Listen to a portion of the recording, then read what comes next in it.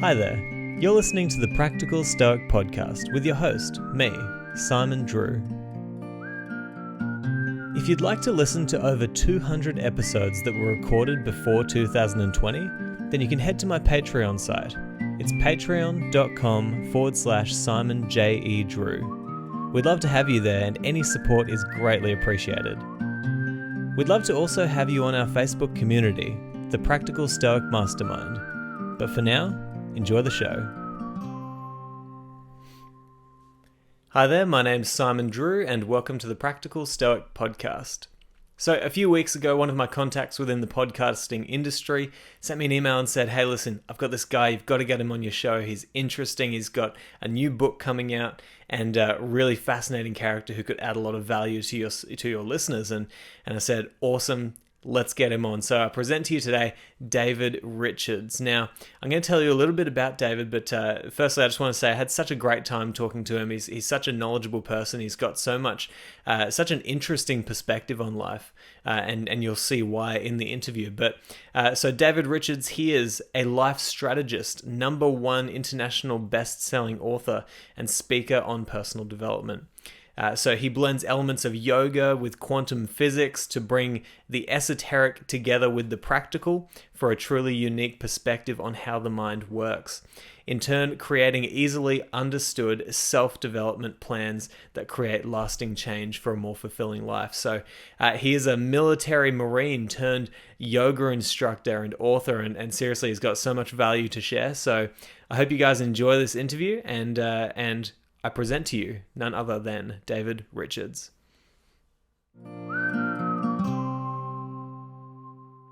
Okay, so David Richards, I'm excited to have you on today, mate. And you know, obviously you've come at high recommendation, and I think that we're gonna, as you said before this, you know, we're gonna cover a lot of ground here because you've had such a wealth of experience in your life. But for the audience at home who haven't heard of you before, why don't you just tell us a little bit about your life, your experience, and then we'll jump straight in. Sure. Simon, thank you so much first for having me on. I'm really excited to speak with you. So I was in the military, in the Marines for 15 years, saw lots of different parts of the world. Luckily, wasn't in violent places that were too violent when I was there. So Somalia was probably the toughest spot. Grew up in a military family, so moved around quite a bit. My father was in the Marines for 31 years. We lived up and down the East Coast of the U.S. We lived in Japan for 3 years. And so as a kid, that really creates kind of a pretty incredible impression, especially when you don't speak the native language and you find yourself in the minority. So 15 years I did in the Marine Corps in combat arms and then into communications. And then for the last almost 15 years have been working in support of corporate America, working at Fortune 500 companies and then helping people through speaking and writing and just helping them find their own solutions. Yeah, no, I love that. And obviously we're going to touch on your experience now as well. I understand you've become a yoga teacher as well. So I've been teaching. So there's a connection there and I didn't even think about it, but I read the week after I got out of the Marines, I actually read an article in Sports Illustrated, and it talked about how our professional football players in the NFL used yogas to strengthen their midsections. And so this was back in 2006, and I don't suspect that yoga was kind of as widestream or mainstream then as it is now. But I took my first yoga class, wasn't really crazy about it. Second yoga class, 2 days later, different instructor, drenched in sweat, and just marveled at the mental awakening that took place. And so a year later I became an instructor. So I've been a yoga instructor now for just about 12 and a half years. Wow. Yeah, that's awesome. I love it. And, you know, what I'd love to do to kind of start us off here is I'd love it if you could share the various experiences that you had, say, you know, what did, for example, your military time teach you about life and about humanity? And then going into corporate America, you know, like what did that teach you about life? And then moving forward into your yoga, how did you find yourself as a yoga teacher after all these various experiences? Wow. That's a loaded question. It is, but I think you framed them in the right order, right? Because I think certainly the military and then of expression of how I created my adult identity. And then shift into corporate America. Even though I kind of went to yoga beforehand, I don't think I fully stepped into appreciating yoga until the last few years. So, going into the military was really kind of a decision around finances. And what I mean by that was I had sat down with my family and we said, hey, academics, you're going to college, you can pay for half, we'll pay for the other half. You want to get a job. If you get a scholarship, great. So ROTC scholarship was initially going to be in the Navy because I didn't like the Marines because we moved around all the time. And I kind of blamed the Marine Corps for us moving. And so that was frustrating and probably created some resentment for my father because he was the Marine in the family. So every semester at university, you have to take an ROTC course. So ROTC is one of the entry programs into the military. And so the first one was weapon systems. So like Tomahawk missiles, the stuff that Tom Cruise fires off his F-14 Tomcat and Top Gun, and that's really, really kind of cool stuff. And the second semester was ships engineering, so like mechanical engineering, how engines worked. And as a liberal arts major, that wasn't going to work. So I jumped into the Marines after not being accepted the first time around. Really kind of got the fever. And I think one of the big lessons I think to take away from my 15 years in the Marines was you always need to look kind of at a bigger picture. And the example that comes to mind, Simon, is I was part of the initial landing force in Operation Restore Hope in Somalia in December of 1992. And the intelligence we had received was that we were going to see 1,000 armed Somalis at the beach to greet us. And so that created a lot of tension. We're off the coast of Mogadishu on Navy ships.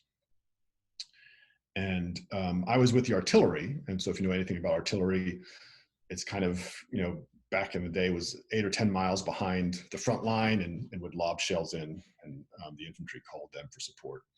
But because artillery wasn't going to come ashore for the first few days, they asked that I would be a provisional rifle platoon commander. So I would take infantry, and the mission we had initially was we're going to set up a security for the command element once we secured Mogadishu, the airport and the port, and then the command element would come in and we would provide security for them. Well, around 3 o'clock in the morning, the morning we were going to land, they said, hey, that's changed. You're not going to do that. You're going to set up a roadblock outside the airfield and confiscate weapons from people trying to get in the airfield. Okay, easy enough. So got ashore, no armed Somalis at the beach, only camera crews and film crews from the news media, which was pretty surreal. And so we set up the roadblock, and the sun was coming up, and it was going to be a hot day, our first day in Mogadishu. And the first vehicle came up to the checkpoint, and the sergeant who was kind of in charge, who was my platoon sergeant, if we will, opened the door, grabbed the driver, and threw him to the ground. And I looked at him, I said, Sergeant, and I won't say his name, but I said, what are you doing? I said, this is a humanitarian mission. Help him up and tell him we're going to search the vehicle. And it wasn't that the sergeant was doing anything wrong. It was all the tension of hearing the day before that they're going to be armed Somalis who are looking to kill you for no reason other than you're not part of their team.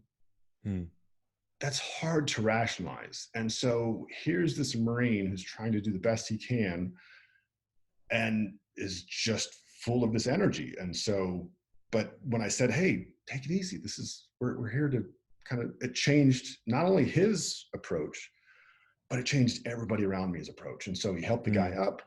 They searched the vehicle. Guy got back in his car, drove in. The line proceeded. So it was really eye-opening to kind of step back, remember kind of purpose. And purpose has become a fundamental part of my life in the last few years. In fact, I was just telling someone today about the purpose of my soul, which we can talk to later. So transitioning into corporate America, the first 5 years I think every day, Simon, I would compare what happened that day with what I knew from the military. It Mm. was just so different because one of the things about the military, and part of it's by necessity, they give you your identity. If Yeah. you have ever been to the States, or if you've ever seen a TV show or a movie about Marines or Navy SEALs, there is an identity. And that's part of what you're buying into when you sign up for that kind of program. So when you get out and you transition, and 90% or 95 or 98% of the population of the people that you're now surrounded by don't have military experience, it's a huge, huge shift. And you kind of look at it and you're like, what are the boundaries? Because in the military, there really aren't boundaries. You Mm. sleep, in the same area. I remember in Somalia, I slept on the top of a vehicle with a buddy of mine because we didn't want to get our throats slit. And you go to the bathroom, you shower, you bleed together in some Mm. cases, you hurt together, you mourn together. I remember, I'd probably been uh, at Cisco, the IT company, for about 3 months and had just come back to lunch with some of the engineers. And I'm walking up the stairs with one of the guys, and I said colorfully, I don't know if I can use profanity, so I just said colorfully that I needed to go to the bathroom. Yeah. And he looked at me in disgust and surprise, and he's like, "Keep it to yourself. Like, you guys don't talk about that stuff." Oh man. Oh, like that could be a whole 5-minute conversation in the Marine Corps. Like you could talk about. I mean, so it was, you have to reset. But part of what you have to understand about resetting, or I didn't understand, it took me 4 or 5 years to understand it, was resetting means letting go of the identity that you got in the military. And again, the military does it for a reason. That's how you Mm. get military efficiency and effectiveness, is you kind of brand everyone with the same idea, because then the sense of purpose and the sense of unity and the sense of camaraderie is stronger. So I completely get it. And it's not to say those things don't exist in civilian life, but their proportions are much different. Yeah. People have a different perspective and different value. And it's not as common as the military. It's more broad. I think everyone has kind of a common goal of happiness or freedom, but the paths to get there are so multiple. And in the military, Mm. you want to get to the outcome. Ideally, you'd like to go everyone the same path, but you'll take people who are willing to adapt and improvise. Um, the yoga piece, it was interesting to transition out of something like the Marine Corps, which is fairly conservative, into something like yoga, which has discipline to it, but the identity is starkly different.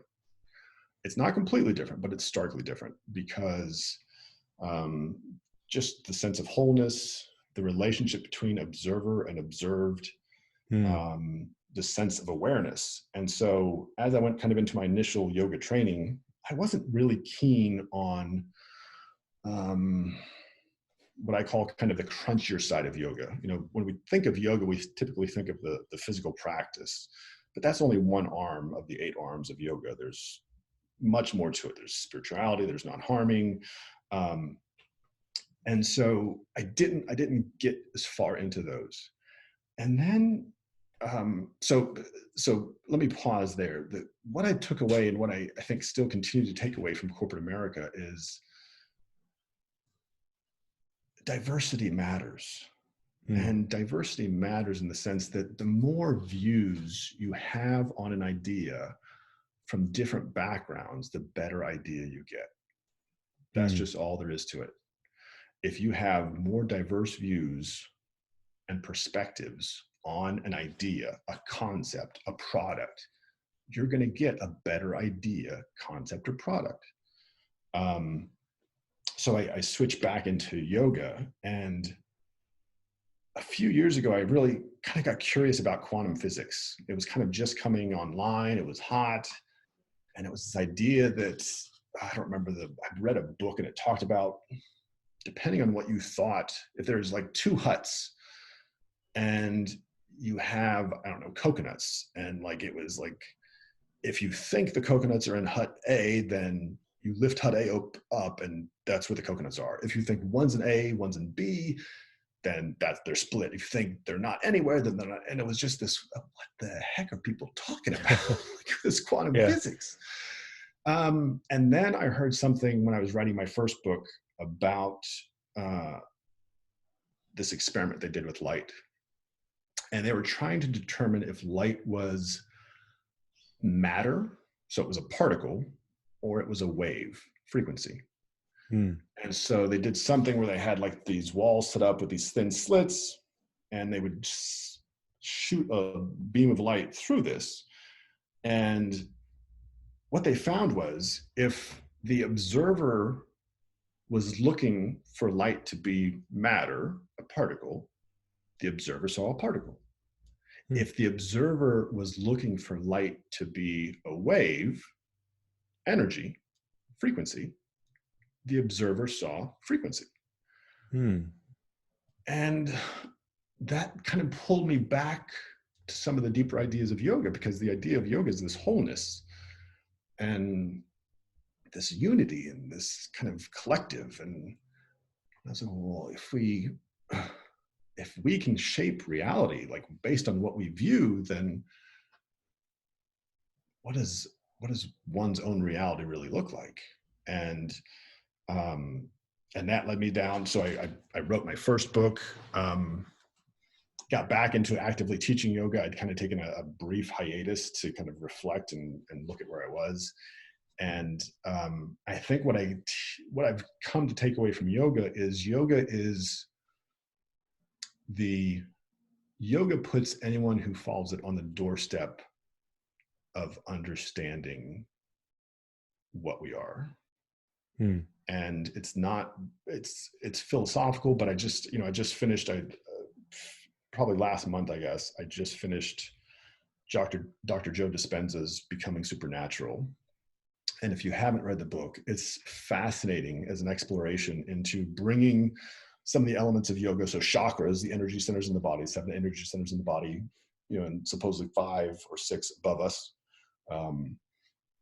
and making it scientific.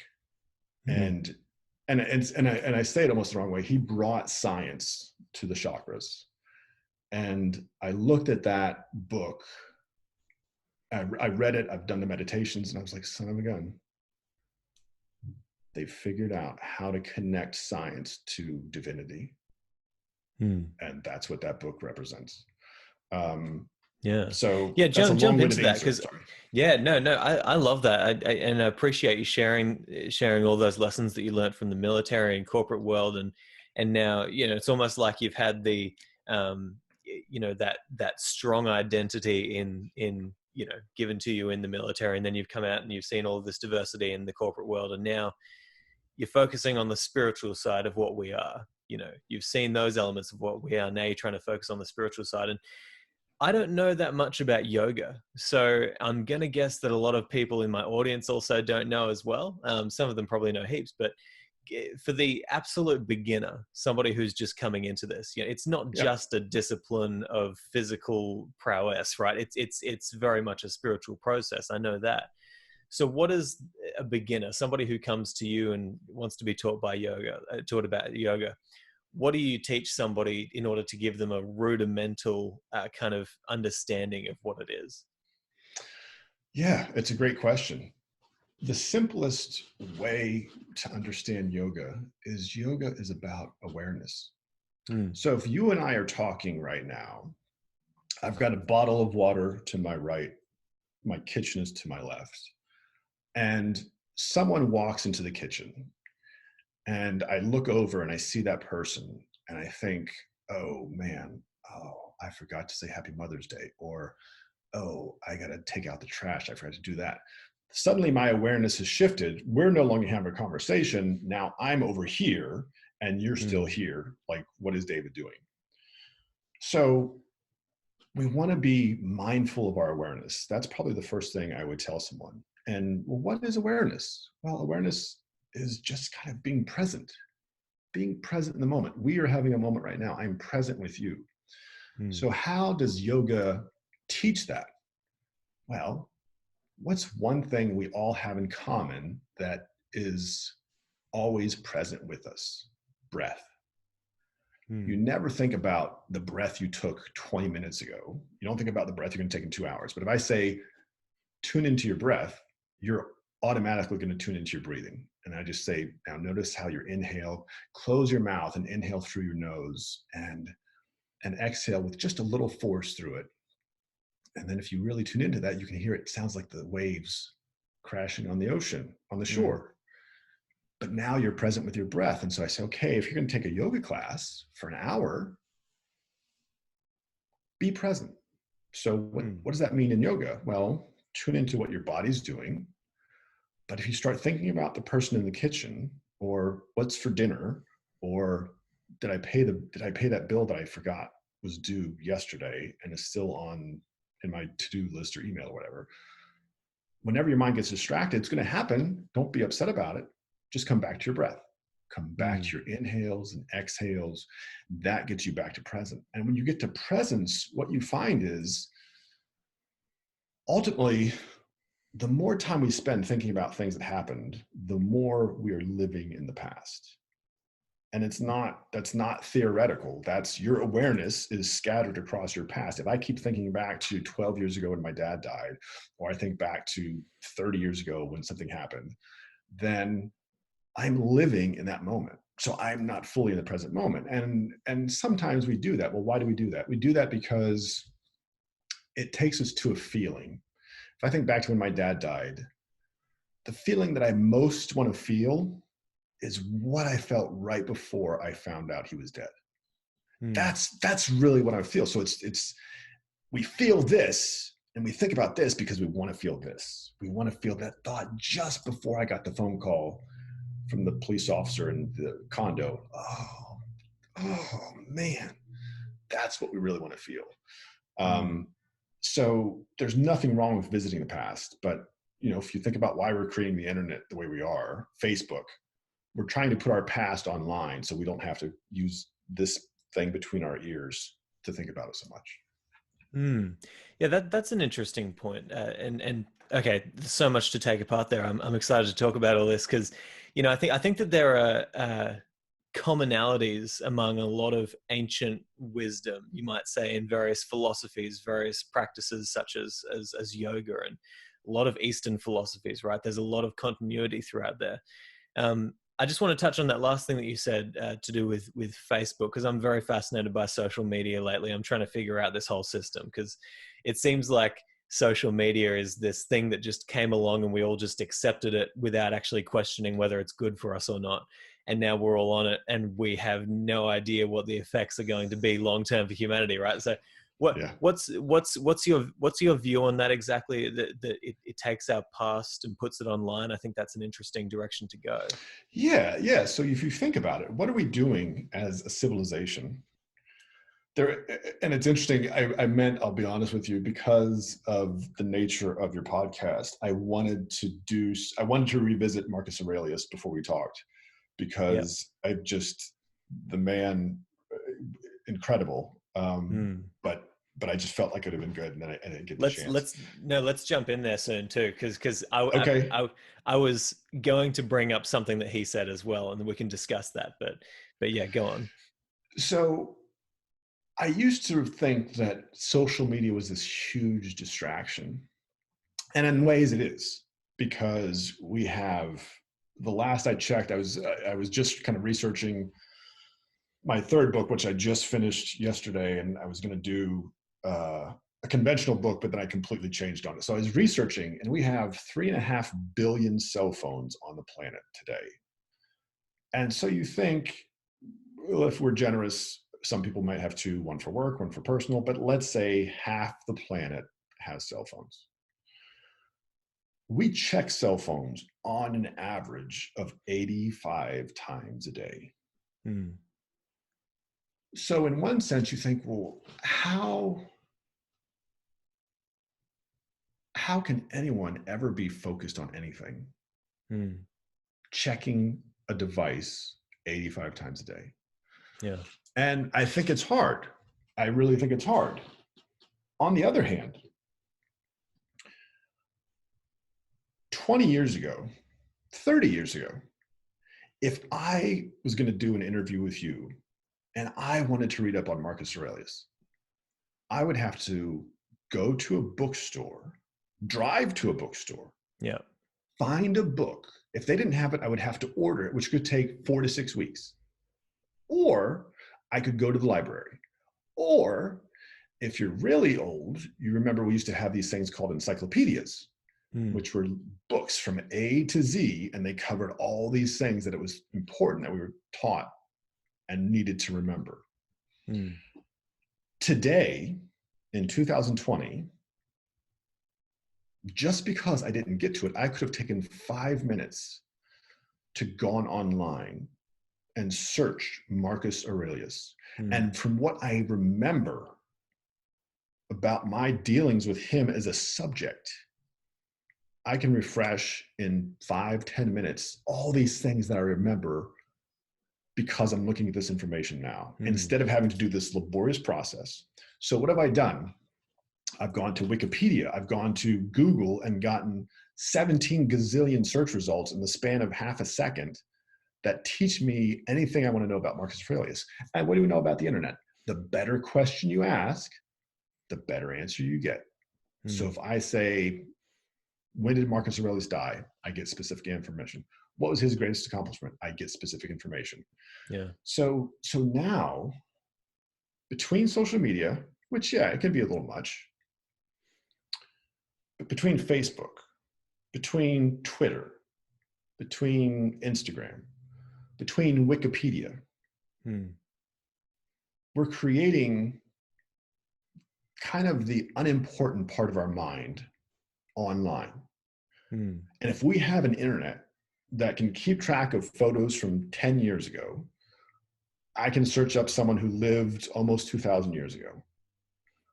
I can keep information like your phone number, your email address, somewhere where it's under your contact information. I don't even have to know that stuff. Mm.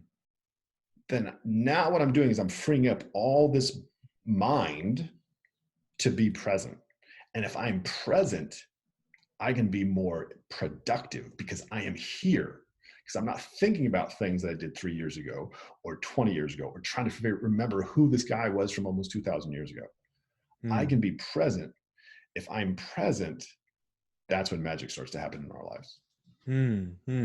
That's an interesting perspective because I think it's probably more of a um, it's a kinder perspective towards social media, right?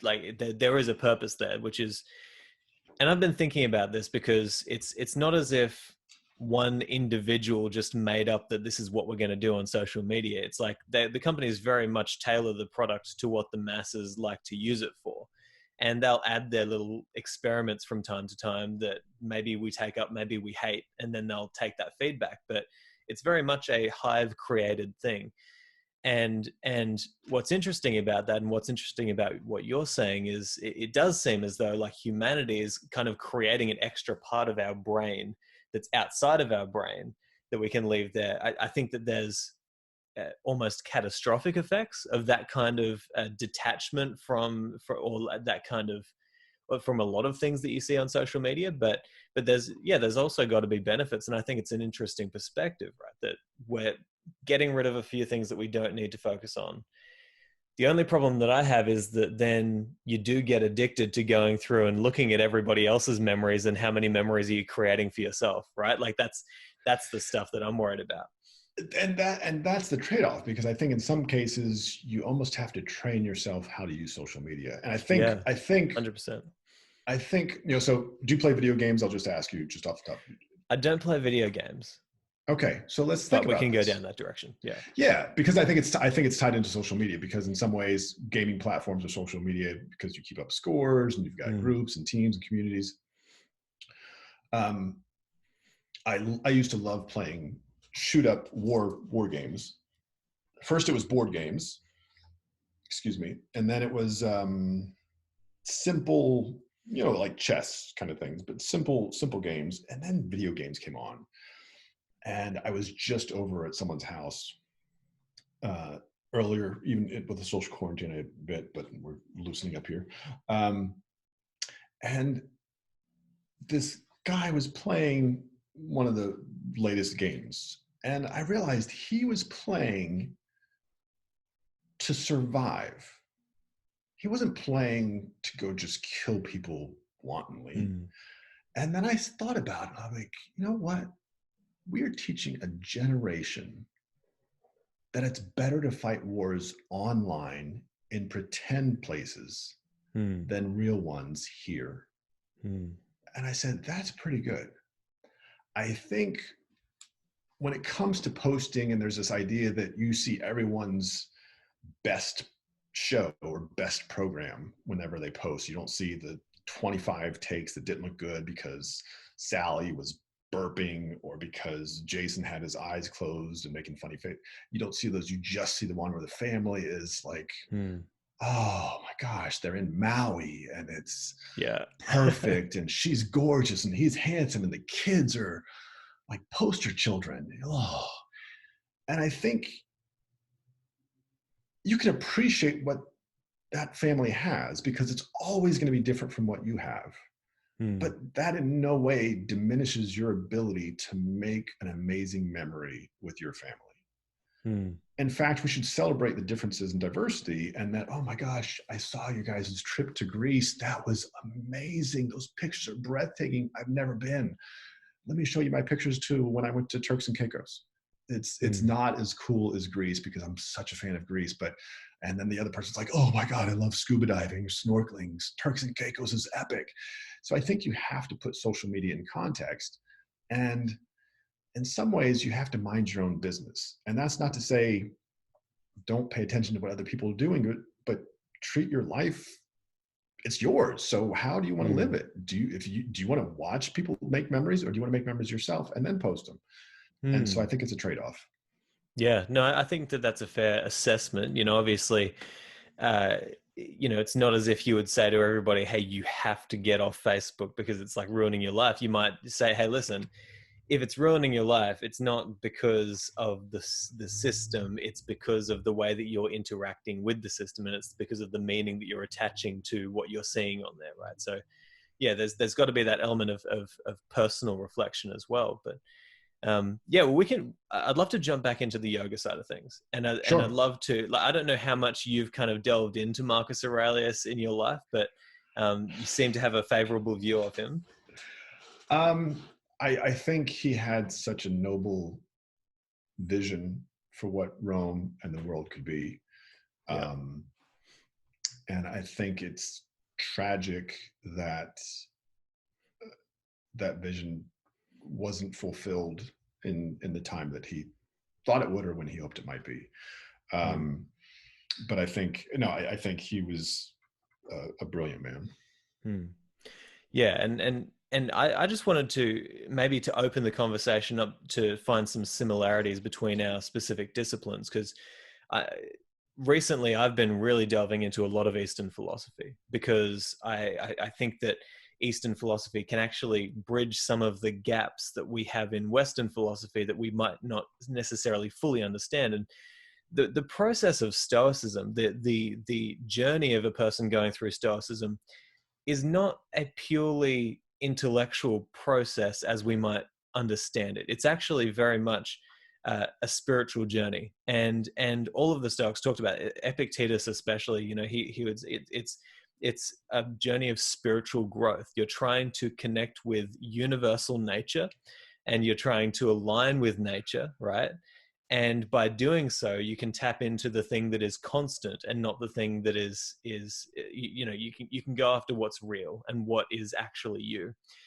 And when you were talking about air and you know thinking about the breath, and I I can't point to any specific quotes, but I know that the Stoics have at times talked about this air that we breathe in and the spirit, and even likened it unto the spirit. But I wanted to read this quote from Marcus Aurelius to open it up, just to because I feel as though a lot of what you're talking about is stuff that has been felt by various people in various disciplines and philosophies around the world, just under different names. But if you listen to this, so he said, human life, he's basically describing what everything is to him from his eyes. And he says, human life, the duration momentary, nature changeable, perception dim, condition of the body decaying, soul spinning around, fortune unpredictable, lasting fame uncertain. And he sums it up by saying, the body and its parts are a river, the soul a dream and mist. Life is warfare and a journey far from home.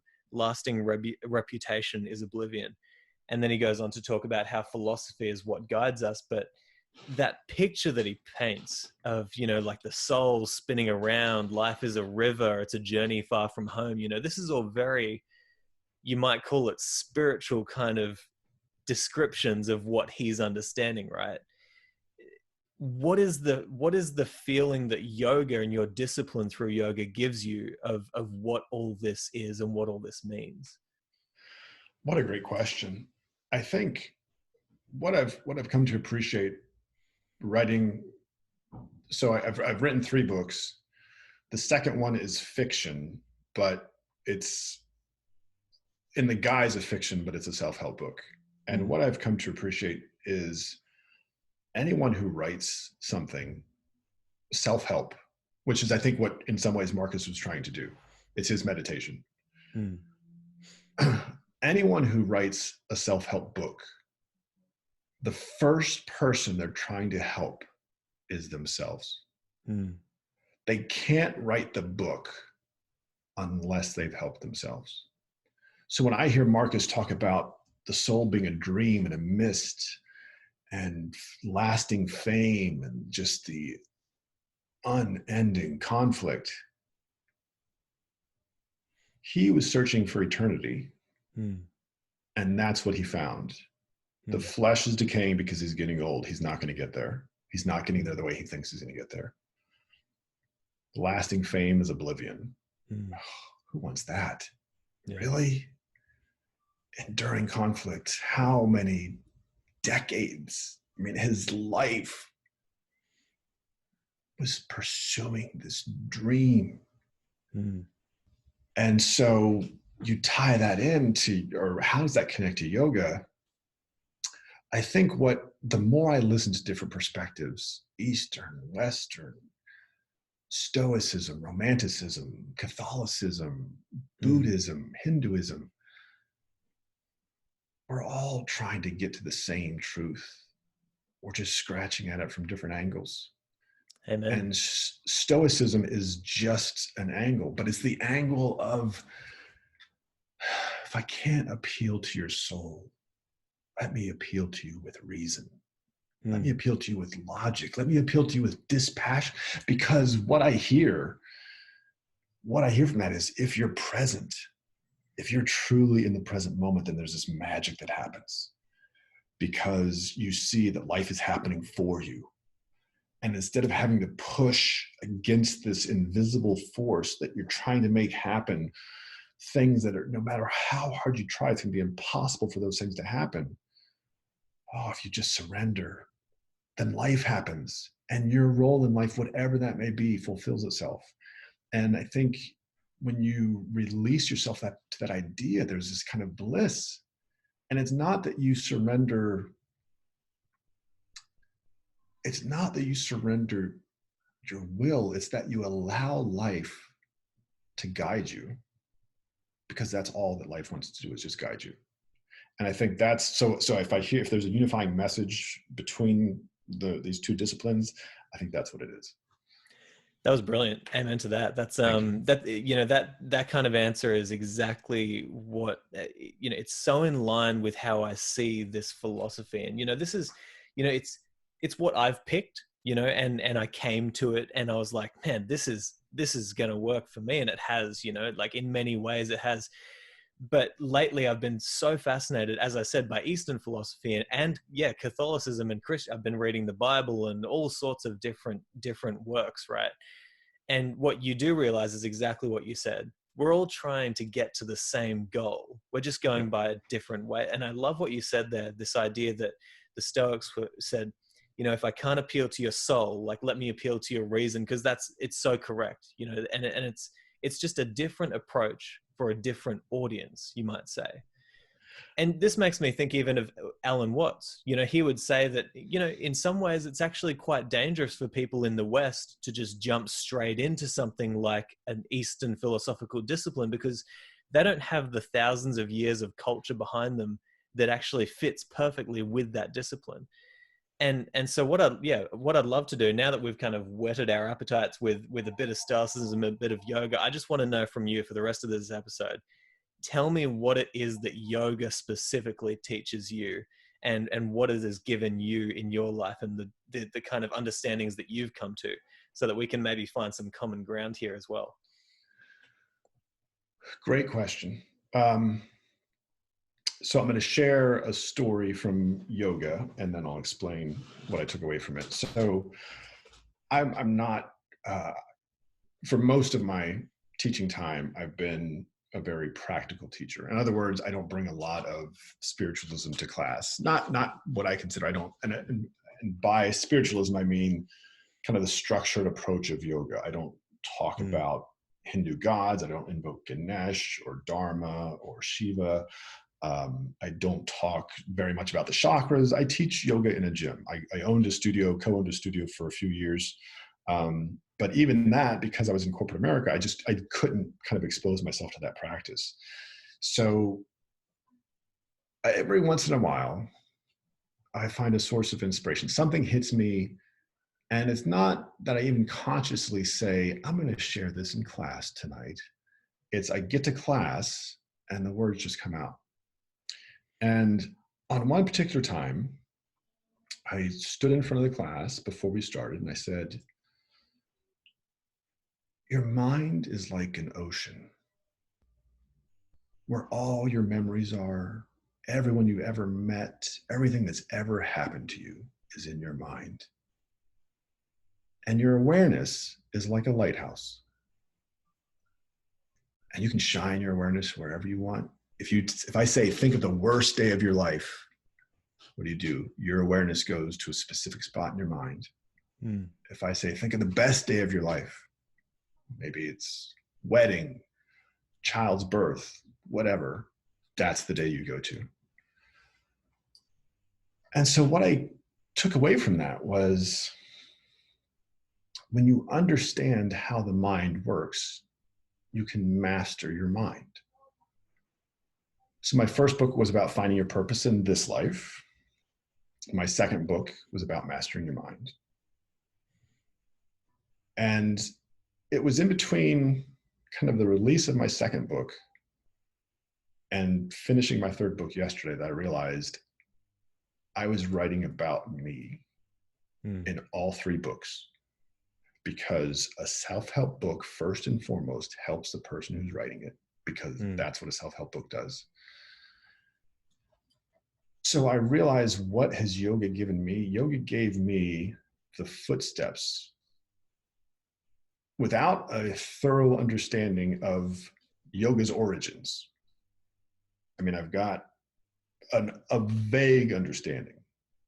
I know some of the textures, I know some of the books, the Bhagavad Gita, different elements, but I'm nowhere near a yoga master. It's just not something that I've pursued. But the idea of presence, the idea that you can be aware, and if you can become aware that you're aware, you can reach a higher level of consciousness. That, for me, was what I got out of yoga, and still continue to get this day. I want to touch on this idea of being aware that you're aware. Sure. I'm going to describe to you a feeling that I had a couple of months ago, as I was really kind of trying to understand my own discipline in Stoicism, right? And you can tell me if it's similar to the way that you kind of feel about it. And then I'd love to discuss your new book as well. But I got this feeling as though the almost the spiritual aspect of Stoicism was calling us to view even our own rationality, right? So it's like so we think we know, right? And that's been the greatest advancement of humanity, and also the greatest what would you call it? defect of humanity, right, is this fact. It's kind of like that pride cycle that you see over and over again in ancient texts. It's like we start to think that we have all the answers, and then because we think we have all the answers, we get crushed by nature, and then we start to build up again. And so it's clear to me that life isn't a purely rational battle for human beings, right? But it's almost as if with the spiritual side of things, we're dealing with something where it's almost like a meta rationality, where instead of just living in your own hyper overthinking world where you think that you know all the answers, you can actually step above and view even your own rationality. And the way that I see that is, if I look at the way that humans act, and we can see this now because we have social media, you can see on a grand scale how human beings act and the very crazy nature of what we are as a hive creature, right? When you see that, then you realize that, hang on, I'm not separate to all these people. I'm exactly the same as all of them. I'm just part of the tribe, right? And so even I act in the way that they act. And when you understand that, then you understand that you don't actually have perfect rationality. But if you can step outside that, then you can view the world like Marcus Aurelius did with the view from above technique. And you can view it and say, okay, now I can see my own rationality and I can see its imperfections. And so why would I live purely in that hyper rational world? Because rationality is the thing that believes itself, right? That's what the ancients taught, right? Yep. Is that similar to the kind of the view that you take? Is it stepping outside of yourself and viewing yourself for what you really are? It is, but I think it's done through a different lens. And I think Yeah, Marcus tell me. talked about doing it from a rational perspective. So thought. Yeah. So stepping outside your thoughts. Mm. And I think, and that's a very human view of the world, because most of our lives we define by what we do. I mean, lasting oblivion is what he gets for his fame. And I mean, and he gives himself too little credit, because here we are still talking about him and his genius this time, in this day and age. Yoga's perspective is a little bit different. And yoga's perspective, it's not just the thoughts, but it's also the feelings. And so yoga talks about our sense of attachment and detachment. And if you and I have been friends for 10 years and we get into an argument and you say the one thing that is just going to give me a punch to the chin,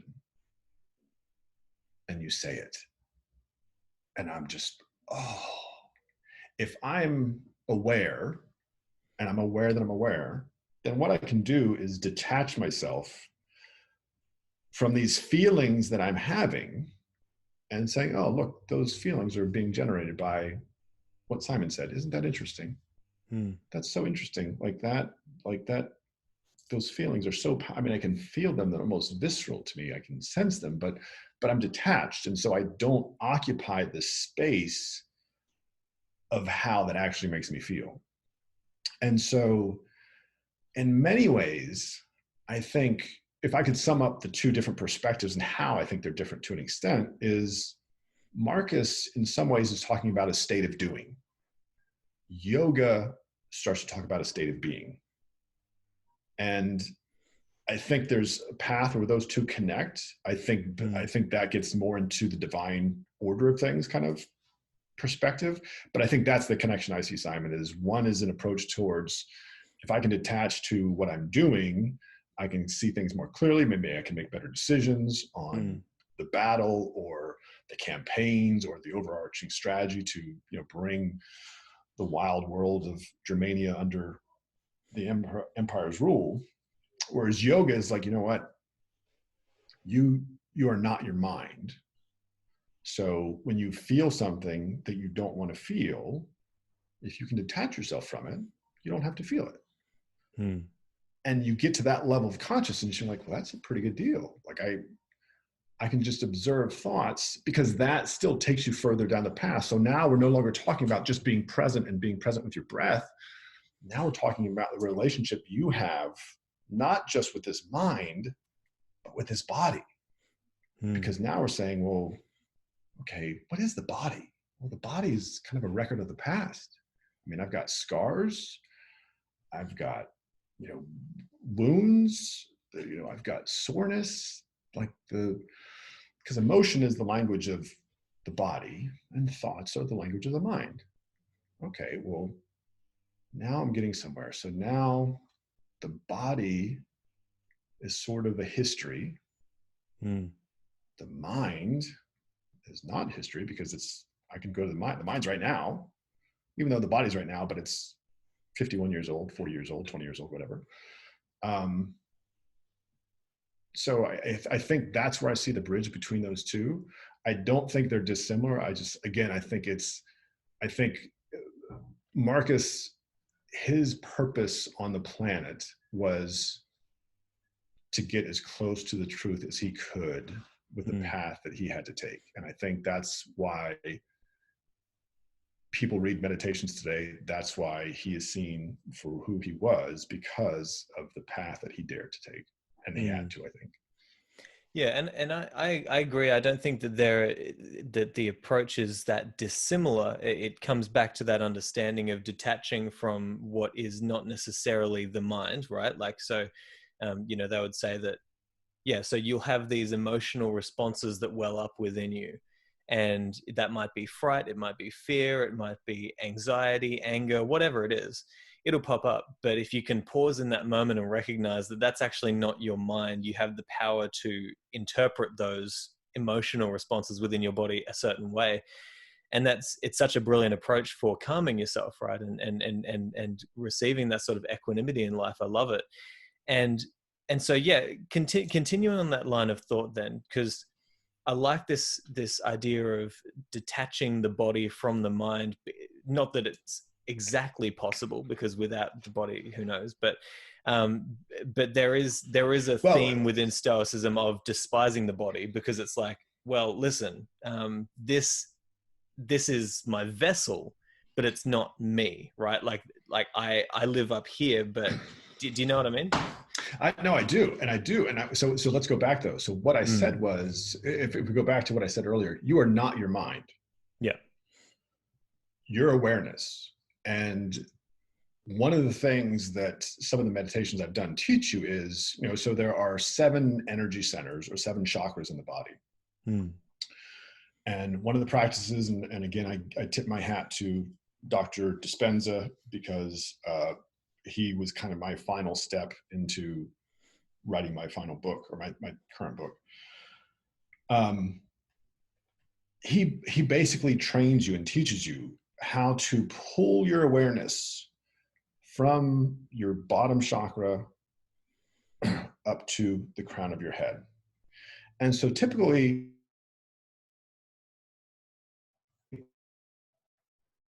close your eyes and direct your awareness to the top of your head. You're going to close your eyes and you're going to kind of look up, but then you're going to start to visualize this part of your head. And so what you're doing, and especially if you practice and train yourself to do it, is you're pulling your awareness out of the body and up to the top of your mind. And I did this a couple times through his meditations. You can get to the point now where you pull your awareness out of the body. Where does your awareness go? It goes through the quantum field. It goes into the quantum field. The quantum field is where the relationship between time and space is inverse from the relationship that we experience here. So here, if I'm going to go visit you in Australia, I have to wait for the quarantine first, but then I have to book a flight, and it's going to take me 26, 30 hours, whatever, to get from where I am to where you are. So for me to close on the space that we perceive between us, we experience time, 26 hours. It's flipped in the quantum field. In the quantum field, it's eternal space. And so it's all this space, but it's all blackness. It's all blackness.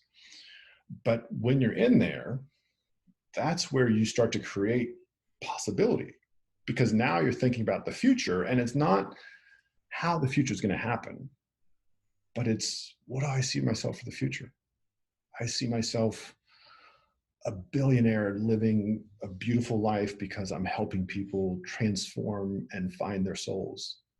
Oh, I see 7 homes across the world. I see these beautiful things. I don't know how it's going to happen, but I see that and I feel it, because now what I've done is I've created a state of being in the quantum field. I have a thought and I have a feeling, but I have my awareness somewhere else. That's basically kind of how, if you're familiar with the law of attraction, if you've heard that, it may be it may be on the far side of Stoicism, but that's kind of what the law of attraction is. Yeah. Okay. So it's kind of yeah. So I haven't delved that deeply into the law of attraction sort of stuff before, but that's the kind of idea, is getting outside of whatever this is and Yep. into. So that's what Joe Dispenza talks about, getting into the quantum field, and Yeah, what. and he does it. Yeah, and he does it, but he does it in the most scientific way I've ever seen. Like, I've never heard people talk about kind of getting the purpose of meditation and getting into a place, but he was the first person for me. Maybe someone else has done it for someone else, but he was the first person for me who scientifically said, "Hey, here's what Einstein said when he said all matter is energy vibrating a certain frequency." Boom. You have this field of energy around you because your frequency. Boom. Okay, if you're even as physical a body as you feel, you're really energy. So the higher we vibrate, the more energy we become. If I'm really angry or sad or suicidal or something terrible, I'm going to be more matter because my frequency is lower. If I am blissed out of my mind because we're having such a great interview, or, oh my gosh, today was Mother's Day, I got to be spend time with my mom, I'm vibrating a higher frequency because I feel this tremendous love that's now radiating through my body. And the heart is basically this giant engine, better than kind of a nuclear power plant in many cases, that powers this whole thing. So that's a lot. I interrupted you. I'm sorry. No, no, no. There's a lot to delve into here. I think we probably find common ground on many areas. The only place where I would maybe we could discuss this, but the way I see it is, there's a potential. It takes it in the direction of almost what prosperity gospel is to Christianity, right? This idea of I can get outside of this, and I can imagine it, instead of saying my only goal is to, like the Stoics would say, to be genuinely grateful and satisfied with whatever happens to me in my life, no matter what it is, and to receive flourishing like that. There is the potential, with what you said there, of people thinking, okay, so this is now my technique to become a billionaire, right? and and at the end of the day, there's a certain there. It's not as though it's a danger in that, it's that what's the end goal that we're going after here? Like, what's the ultimate end goal? Is it to become a billionaire and you use the techniques of the law of attraction to get there, Yep. or is your only goal to be satisfied with whatever life throws your way, and to be an effective human being? Yeah. So here's where I think yoga and the law of attraction, we'll talk more about that here in a second, advances some of the principles of Stoicism.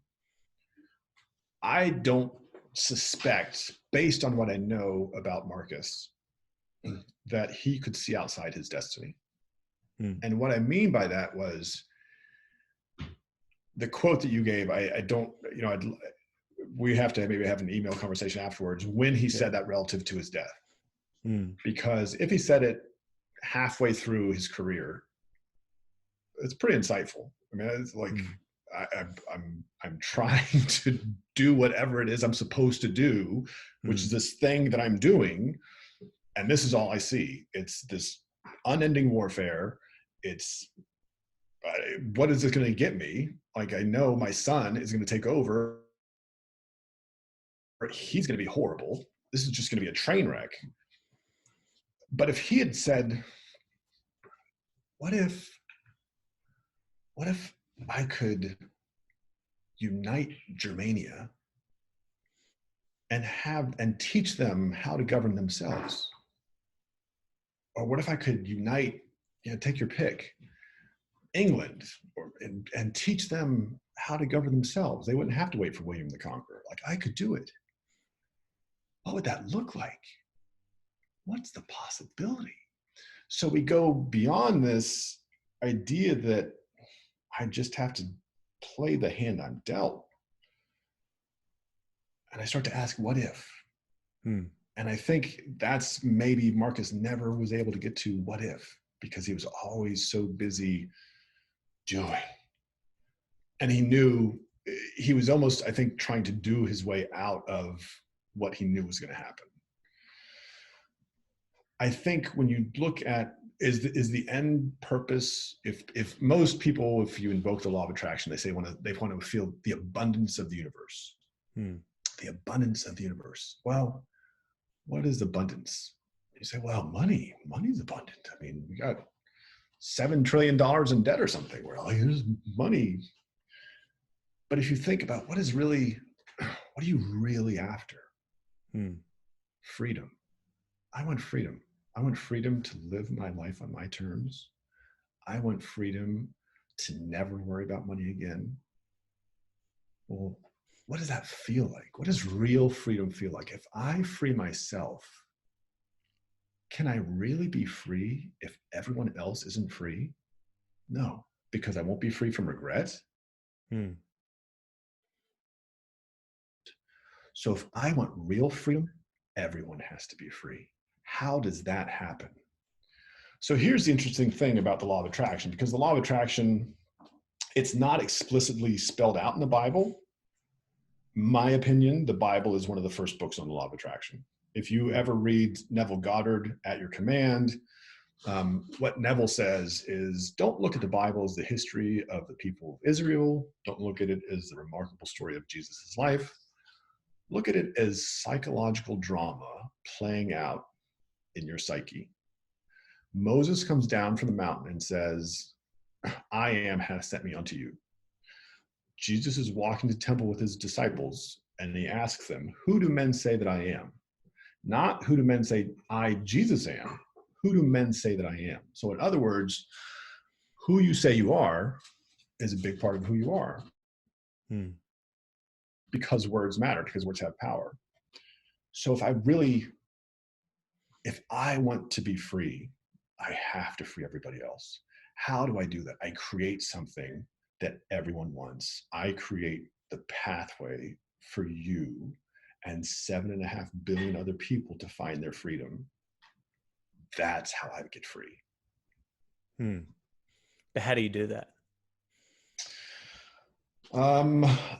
You write a book about why we exist. You write a book about how creation starts.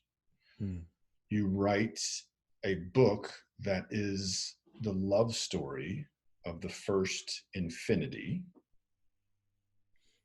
And that's the book that I wrote and finished yesterday.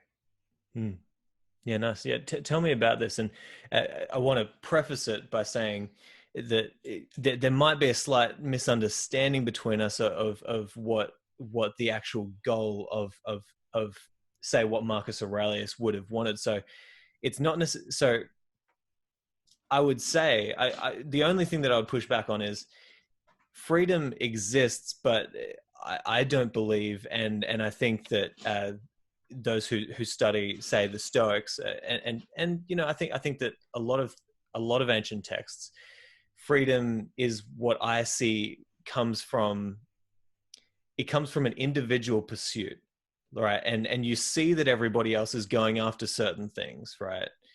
And if you go after those certain things, you're not going to be free, because a lot of those things are false, right? But if you focus on the one thing that you can always try to improve in yourself, that's your individual virtue, right? If you always focus on virtue and just doing the right thing, then you do free yourself, because you realize that money isn't what's going to bring me happiness. Sure. But that my perceptions around money is what makes me happy or unhappy, right? Absolutely. And you look, if you want to go after money, that's fine. If you want to go after fame, that's fine. You can do that, but I don't have to, and you don't have to implicate me in that. And so I can achieve freedom right now based on my perceptions. And, I think that some people take maybe the law of attraction to mean that, whereas some people might take it to mean I'm going to have a yacht one day and I'm going to Yep. be a billionaire. But tell me your perspective through your new book. So you've just recently come out with, or you've recently finished it. So congratulations. Yesterday, you said. Yeah. So first, I agree with you 100%. Not about money. Mm. If people, what we've done in society today as a whole is we pay tribute to people and offer gratitude in a lot of cases with money. Mm. Because it's a question of value. Mm. If people add value to your life, you're going to pay them money. Mm. And it depends on the value. Like I Mm. went to see Tony Robbins 2 years ago, paid a nice chunk of money, worth every penny. He has bigger programs that I will participate in the future because I get it. Bigger payoff. And it's not a question of, well, why do they charge so much? It's, you really aren't going to be able to process the benefit until you can afford to pay that much. Mm. And that's a very different perspective. You're like, oh, so your mastermind or to be coached by you is $1 million a year. I get it. Because you are a phenomenal coach, I will pay you $1 million a year. Mm. I think, but you bring up a great point, and I think it's key to this book too. Everyone has a unique signature to the universe, every one of us. And I want to talk about, before we kind of dive into the book, I want to talk for a second about the law of attraction. It's called a law for a reason. There are laws that govern the universe. Gravity is a law. Light is a law. The speed of light is a law. The law of attraction is a law. So what does that mean?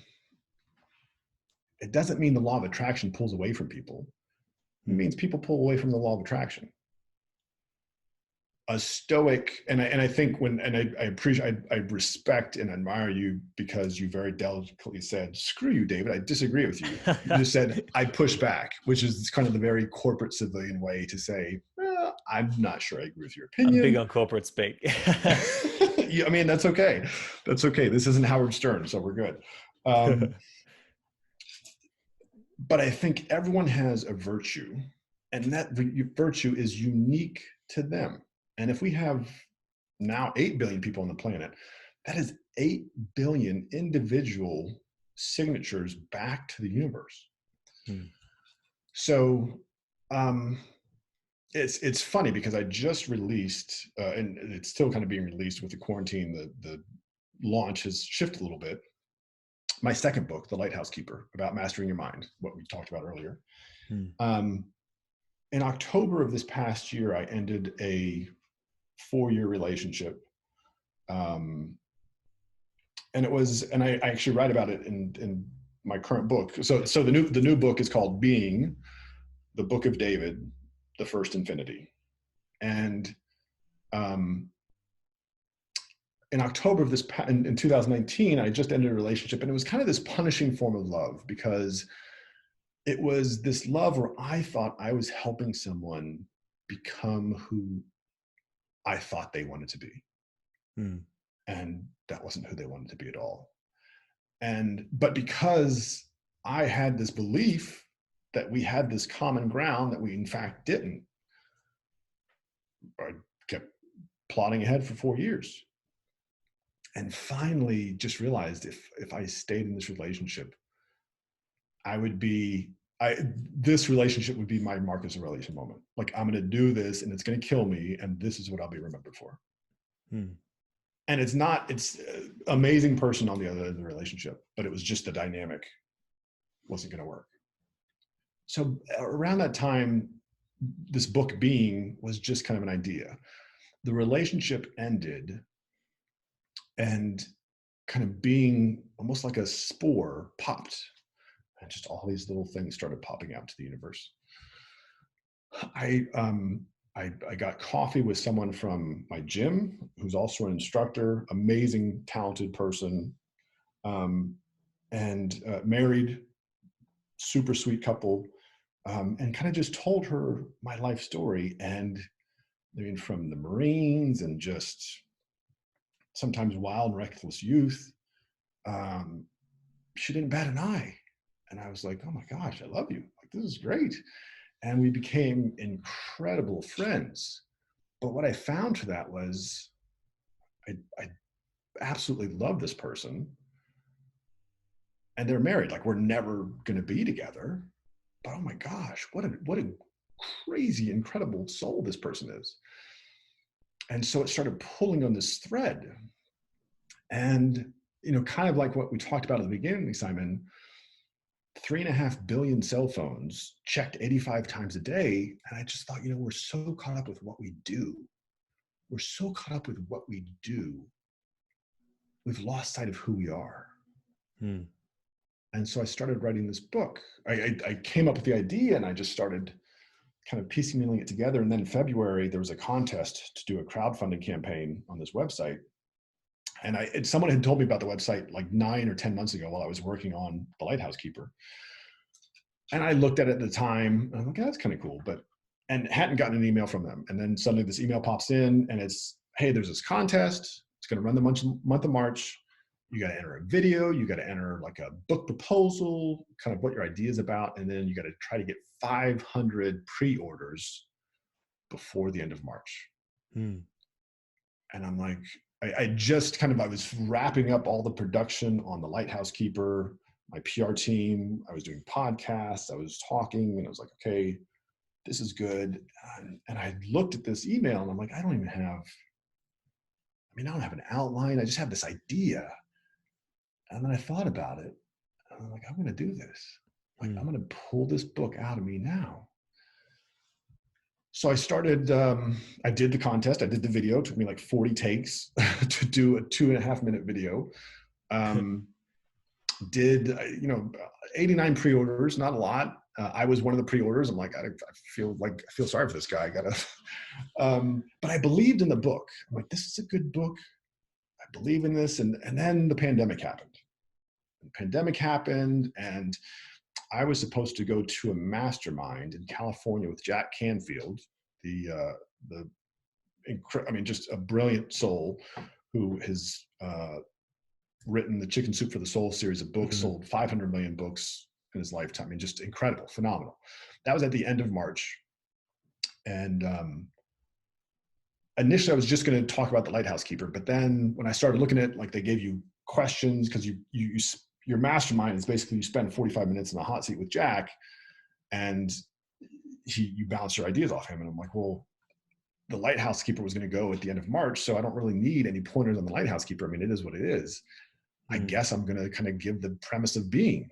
So quarantine happens, can't meet Jack face to face because the quarantine, it wasn't fully invoked then, but social distancing was big.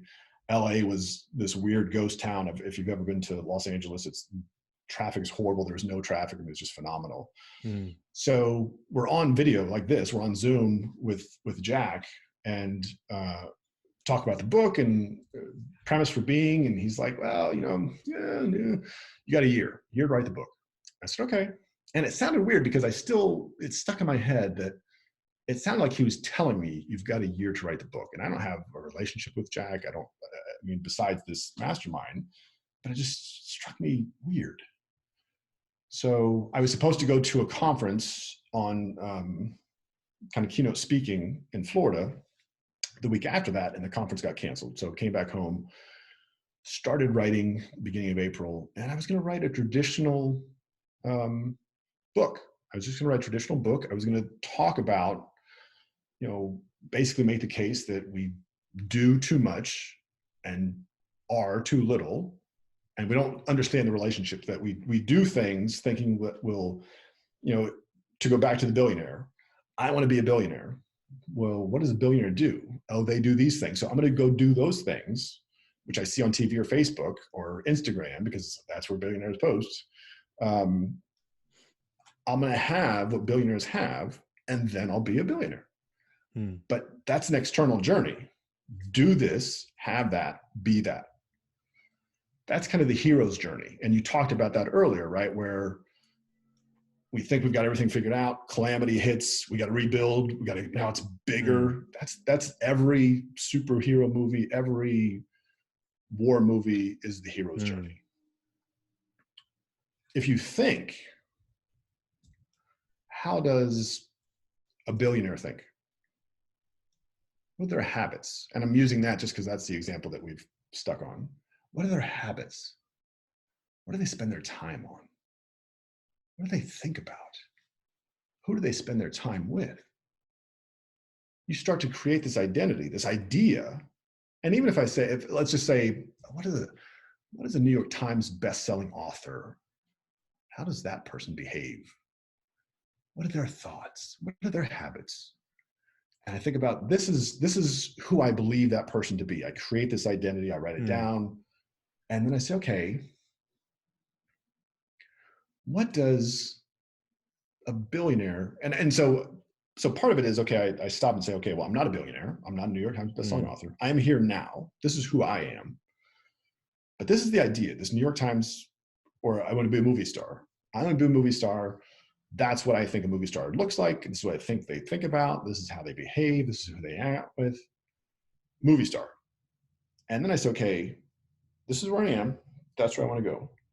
What do I have to do to get from where I am to the image of myself that I've created 3 months down the road, 6 months down the road? And then what I realize is, oh, if I behave like that person, and I do what I think that person does, then I'll have what that person has. But that's an internal journey.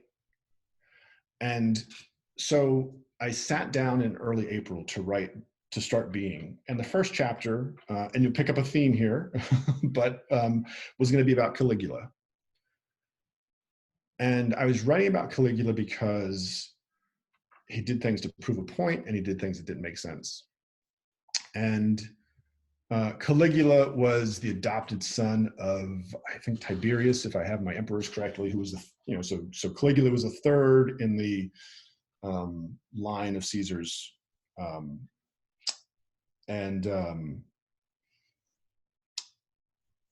Tiberius was looking at who was going to succeed him. He had adopted Caligula.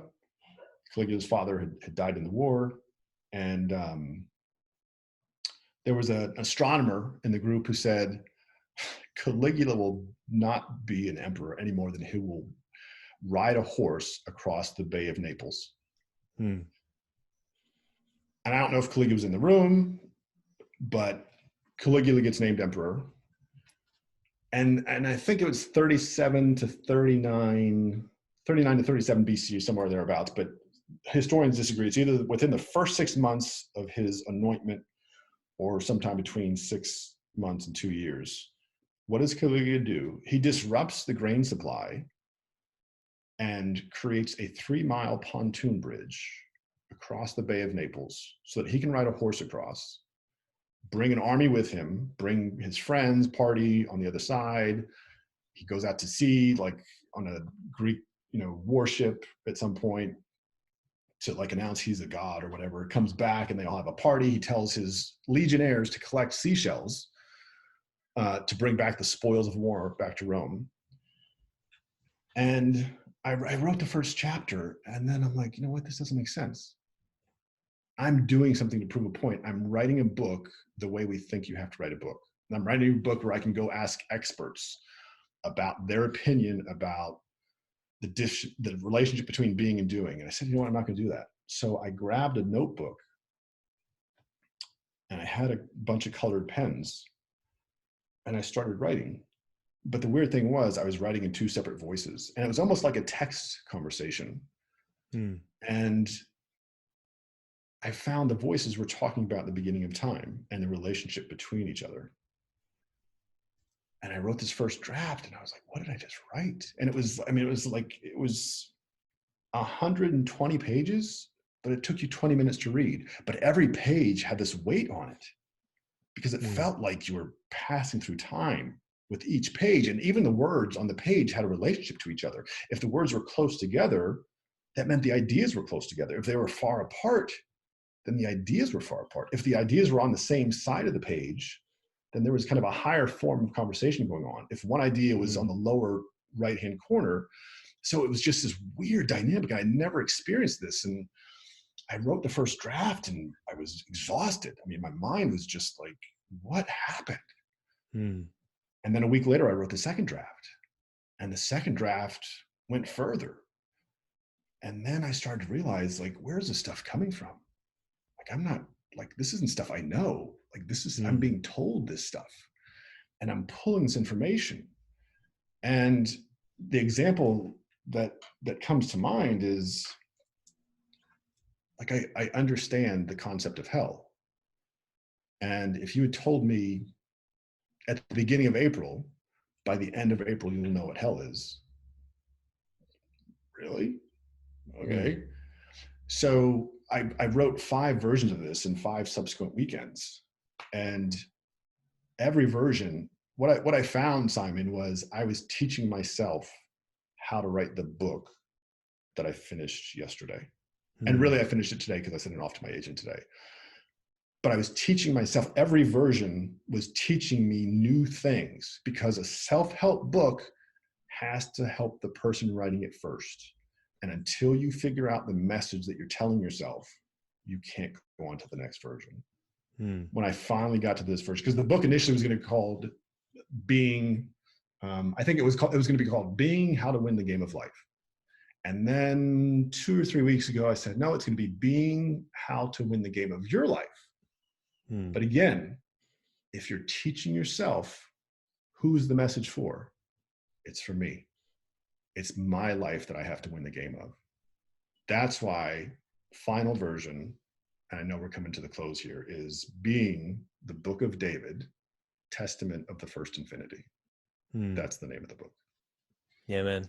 I love it. And it sounds very similar to, it's that muse. It's the inspiration that, the artist or the poet or the writer feels, where you don't necessarily know where it comes from, but it's there, and it's teaching you more than you're putting your thoughts down, and it's Simon, brilliant. let me, if when I come to Australia, because I'm going to be there, I will bring you a copy. I'm going to probably travel for the rest of my life with these different journals. Mm. One of the versions I was writing to myself, and the muse was writing through me.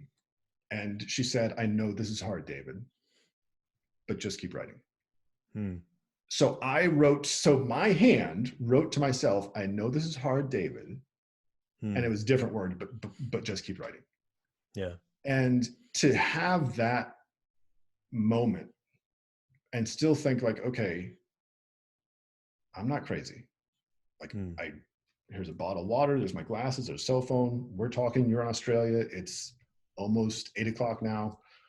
It's almost 6 o'clock here. Like, I'm a rational, sane person, but I just told myself through someone else's voice, it's gonna be okay. Just keep writing. And Mm. I did. And the book that I have produced is my truth. It's my story, but it's a love story that spans almost our entire written history. Mm. Yeah, man. I love it. I'm excited for this. And when do you think it'll be coming out? I'm going to actually read it live next Sunday, May 17th, on Instagram. Yep. I suspect, ideally, there's a couple publishers that are in line. I think we're talking somewhere between July and August, so soon. You don't have to have read The Lighthouse Keeper to get the picture. If you do read The Lighthouse Keeper, it will make a lot more sense when you read Being. Being, I read it. I watched my mom read it today. It was kind of my Mother's Day present to her. Mm. It's 158 pages or so. It takes 30 minutes to read, but Yep. it is 30 minutes of heavy, heavy meaning. And Yep. that's the weight that you feel reading the book, because that's certainly the weight I felt writing it. Hmm. Well, yeah, I'm looking forward to it. So when you're here in Australia, bring it over. I As will. soon as it's out, I want to know where we can get it. And who knows? I might even be able to, yeah, depending on when this episode goes out, we might have a link to where people can pre-order it or something like that. But yeah, Absolutely. that Well, if anybody wants to tune in on May 17th, they can look for me on definitely. Instagram. I'm happy to do it. Well, I'll put all the links in the show notes. David, this has been really awesome, man. I've really enjoyed this conversation. It's been fascinating. It's been really great to meet you, and we'll have you back very soon. Simon, likewise, it's been a treat. Next time I will look up some Marcus Aurelius so we can dig more into that. But thank you so much for having me on your show. It's been an absolute pleasure. Just really grateful for your time. So thank you so much. Of course. All right, so there you have it, my interview with David Richards. Now, I really enjoyed that conversation. I'm hoping you guys did as well. And make sure you check out his links. They're all in the show notes to where you can find his books, you can find his website, and everything that he's doing online as well. So, again, I hope you enjoyed that, and I'll talk to you guys next time. But until then, I hope that this episode has helped you on your rise to the good life. Ciao.